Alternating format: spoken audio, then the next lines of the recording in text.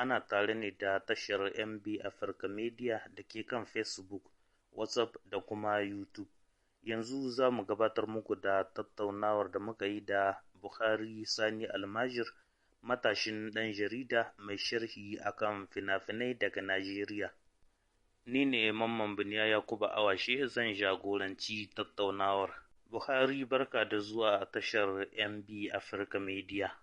Assalamu alaikum wa rahmatullah. Da farko dai sunana Buhari Sani Almajir. Kafin mu zo akan harkar fina-finai, wace sana'a kake yi domin samun narfin asiri? To sana'ata dai ita ce sai da turaruka, glasses, hulluna, shadda, takalma da dai sauransu. Menene alaƙarka da fina-finai, kuma wace riba ka samu akan rubutun da kake yi akan fina-finai? Tabbas na ci riba sosai saboda rubuce-rubucen films ɗin da nake yi. Na samu ribar da ban taɓa tunaninta ba, domin na samu kuɗi daga wurin filmmakers, producers, directors, hatta ma su kansu jarumai ina samun kuɗi da wurinsu, saboda akwai wanda yana following ɗinka, so baka taɓa sani ba lokacin da ka zo kai magana akan films ɗin shi, to zai ji daɗi sosai, musamman in ka ga wasu qualities na film ɗin shi da kusan ma lokacin da aka yi fim ɗin ba a yi magana su ba, so kai ka zo ka yi su, sai ka ga mutum ya ce ai aikin da kai ya burge shi waye da sauransu, sai ka ga mutum kamar wasa ya ce turo ma account number ɗinka, za ka ga an tura ma kuɗi.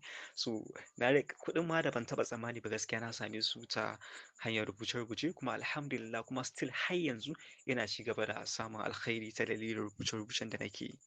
Wani buri kake son cimma dangane da harkar fina-finai, musamman ma rubuce-rubucen da kake yi? So babban buri na gaskiya shine na zama babban ɗan jarida, sannan kuma na kasance mai yin fashin baki akan fina-finai.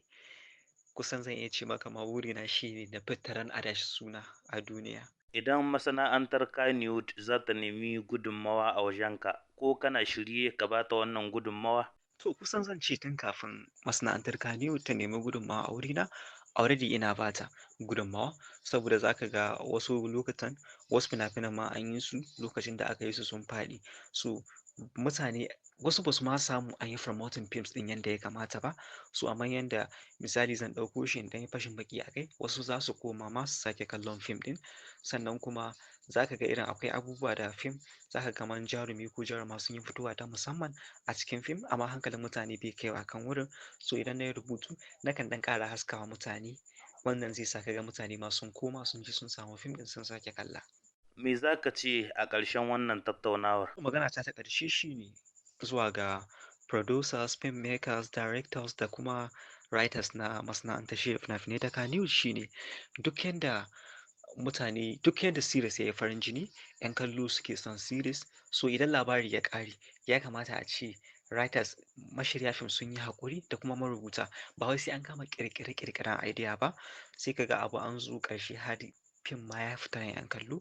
So duk yanda 'yan kallo suke son fim, ya kamata a ce in dai labari ya ƙare a taƙaita, a canza wani sabon labari, ba wai a ce a ci gaba da yin labarin ba har sai ɗan kallo ya gundura. So da wannan nake cewa ma'assalam, ina godiya sosai gare ku da kuka yi fidar da ni, da kuma wanda suka sauraron mu, ina musu fatan alkhairi. Mun gode sosai. To anan muke naɗe tabarmar wannan tattaunawa, a madadin bakon namu Buhari Sani Almajir, mai sharhi akan fina-finai daga Najeriya, ni Mamman Biniya Yakubu Awashe da na jagoranci tattaunawar nike muku ban kwana.